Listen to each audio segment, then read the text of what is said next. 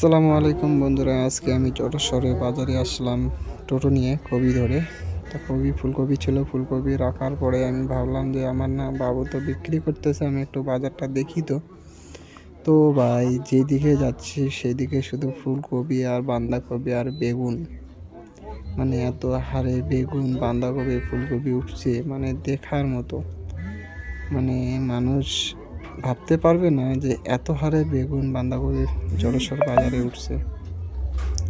আমি জানি যে অন্য অন্য বাজারেও, মানে যেমন ধূপগুড়িতে উঠে, ভালো উঠে, মানে জটেশ্বরের থেকে অনেক উঠে, কিন্তু আজকে যা দেখতেছি মানে জটেশ্বর ধূপগুড়ির মতোই মানে মাল টানছে, এত হারে মাল।